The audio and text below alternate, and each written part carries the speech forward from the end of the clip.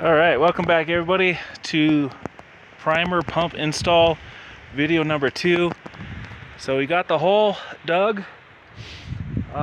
We exposed the 2 main water lines coming in, one from the shop tanks behind me and one from the cabin tanks in front of me.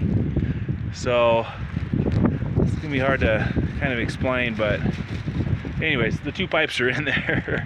I got the pump unboxed just to see what we're dealing with here, and I do have all the fittings that I'm going to need for this.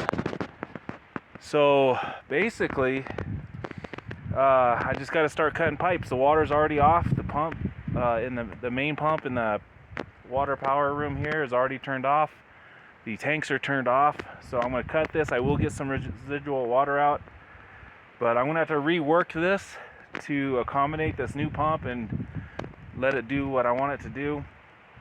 And I believe I have enough parts also to get my 2-inch fire suppression main water service up out of the ground.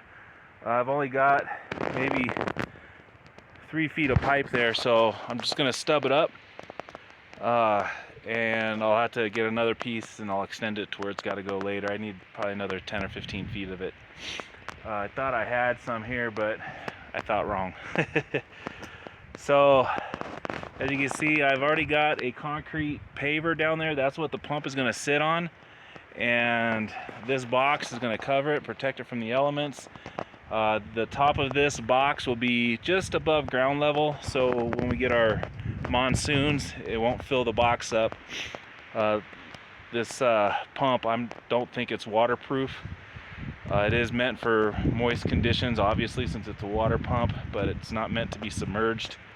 So that's something I really got to be careful about.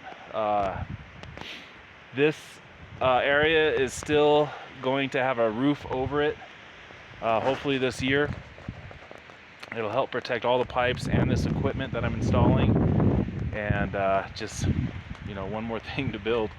Every day it seems like a new big project is being added to the list, but that's part of living off grid, everyone. If this is something you're planning on doing, if you think you're going to come out and do something like this and just kick your feet up, I mean, it's a great idea, and I guess ultimately that's the goal, but it just never seems to happen. And all you homesteaders watching this right now, I'm sure you can all agree, there's always just mountains of work to be done, more so it seems than working a full-time job in town.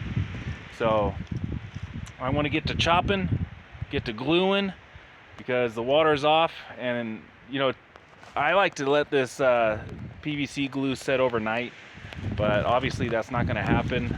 We've got a family here, we've got to take showers, we've got to cook and all that. So I'm just going to leave this off probably until early evening, probably around 4 o'clock or so. Then I'll turn it on. That'll give it quite a few hours to dry. I'm also not going to backfill it. I'm going to let this air and wind get to it to cure even faster. This Christie's Red Hot is a really good stuff. I've used it for decades, and I don't think I've ever had an issue with it. Just after an hour or 2 of cure time, usually you could turn stuff on. And also, most of these glue joints are going to be pre-pump, meaning it's not going to be under pressure other than gravity weight of the tanks, and they won't even have that until I turn the tank back on.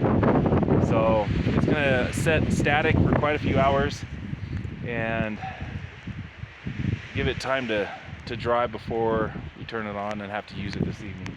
So I'm going to stop yapping. I want to get back on this. As soon as all this is plumbed in, I want to make another video number 3, and show you guys the final product. So stay tuned.